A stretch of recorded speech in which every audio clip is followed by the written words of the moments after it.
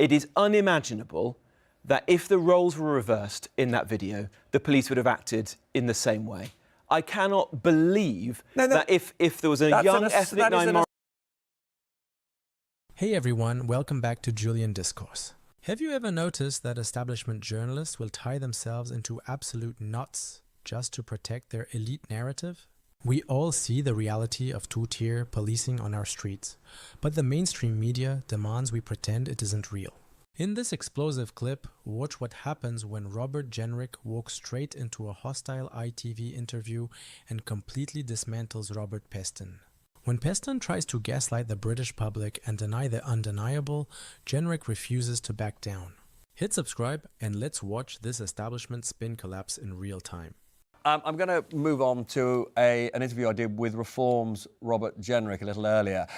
I pointed out to him that what we've just been discussing, Henry Nowak's family had urged politicians not to make political capital out of their son's murder. So surely Jenrick was embarrassed that his leader, Nigel Farage, is doing just that. No. What Nigel is doing is demanding action. We want to see change. I never want to see another young life lost like Henry Nowak's. And I'm afraid if we just brush this under the carpet... Nobody's saying brush, but if he we respond with the usual said... thoughts and prayers mantra, which is what you're hearing from the Prime Minister and from many other people in politics, nothing will change. There's an investigation going on. That will take months or even years. But that's what happens with these things. But Robert, this family is grieving. Let me make this point. Why are you putting them through this? Because what has happened, it needs to be a turning point. We can never allow this to happen again. And I'm afraid if we all just sit back and say it is a terrible tragedy, and of course it is a terrible tragedy, but don't actually demand action, then this will happen again. I've watched this video multiple times, and it is impossible to make the charge that this is definitely about what you would call two-tier policing. That is, we don't have the evidence. I disagree with you. I disagree with you, Robert. It is unimaginable that if the roles were reversed in that video, the police would have acted in the same way.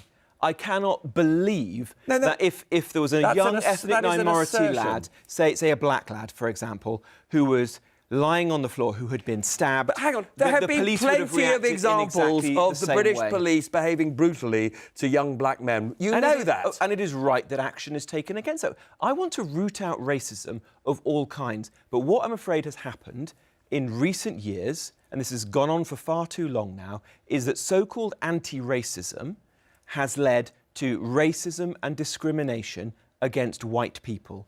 And that is what we saw in this instance. Hang on. And I've already given you other examples. So just to be clear, you think it is logically... Look at the grooming gangs, for example. I mean, that's the logical extension of what you're suggesting, Robert. Don't actually doing something about a national scandal. OK, and in terms of what many people would regard as an appalling situation, therefore, will you condemn the violence that we saw in Southampton last night? Of course, I don't want to see anyone breaking... So you will condemn... Of course, so why has Nigel Farage not condemned that violence? He has. He has not. He had an opportunity in the House of Commons to do today. He didn't. No, Robert, he had an opportunity on Times Radio to do it today. He didn't. He did not have an opportunity in the House of Commons to condemn the violence. Of course he did. He stood up to ask a question to the Prime Minister and a whole flanks of boorish Labour, Lib Dem, but he could have framed Gaza it sectarian MPs. He could have said he deeply regretted the violence. He could have said that. He didn't say that. And attacked him for asking the important question. What's really going on here is that most people in our political life do not want to confront something that millions of people, and I'd suspect most of the people watching your programme this evening, know is happening in our country. I want to talk to you about the attack poster that you put out about Kemi Badenoch. It's not about Kemi Badenoch. I want to talk about Henry Nowak. Of course, I want to talk about in which case we won't talk about it if you agree that that is a travesty of Kemi Badenoch's position. No, it isn't. It is. All right, it is a travesty because this is what she actually said. Can you play what she said, please? OK, well, let me answer the question. Yeah. I don't want to hear about Black Lives Matter. I don't want to hear about White Lives Matter. We all matter. Enough of this nonsense where we keep separating everybody and splitting people into different groups. We are descending into tribalism. So just to be absolutely clear, there is no world in which Those she are her is words. endorsing Black Lives Matter and These are her words, Robert. Hang on. The first lot was in 2020 and totally out of context. Totally out of context. Even Rupert Lowe has said about that ad that you are manipulating the death of an innocent man to score petty party points. Not true. That is a ludicrous thing to say, Robert. Well, that is what he said to you. Kemi Badenoch, when the Black Lives Matter issue arose, said Black lives do matter. Then she went on to the media and said, I don't want to hear about white lives matter. Well, I do want to hear about white lives matter. She also said in that interview, as you just heard, I don't want to talk about Black Lives Matter or white lives matter. She is basically saying she does not want divisive politics of the sort that you are promoting. Then the point you're making is that her position has changed, because back in the day she said that Black lives do matter. Now she's saying that she doesn't want to talk about that, and she doesn't want to talk about white lives matter. But it's not about her. I'm not in the slightest... The family is saying don't exploit it for divisive purposes, wait for the investigation. You know, I put to you that the reason you're doing this is because you are spooked by Restore on your right, who are taking votes from you. The reason that Nigel and I and others have raised this is because we care.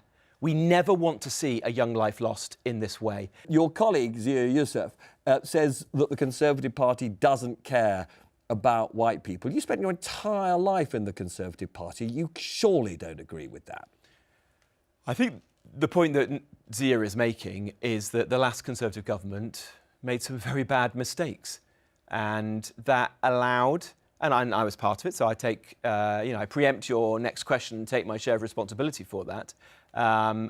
But you can't divorce what. So what you're saying that as a white person you weren't comfortable in the Conservative Party? No. Well, the point that Zia isn't making that point. Don't trivialise this. I'm not trivialising any of this. This is really serious stuff. The point that Zia is making is that so-called anti-racism has led to racism and discrimination against white people, and regrettably, the last Conservative government allowed this culture to fester.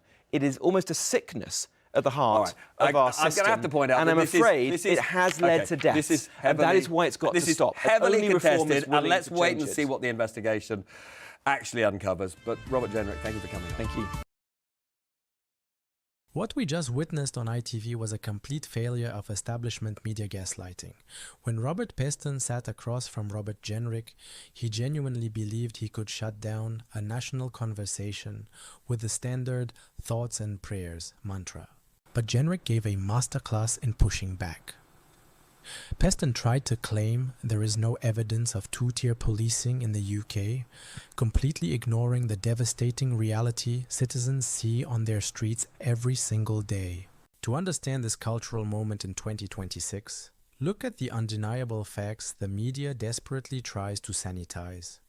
The nation was shaken by the murder of 18-year-old student Henry Nowak, brutally stabbed in Southampton in December 2025. His killer, Vikram Digwa, was convicted and sentenced to life imprisonment on June 1st, 2026. But it was the subsequent police body cam footage that sparked total outrage, because it exposed the deadly consequences of institutional ideology.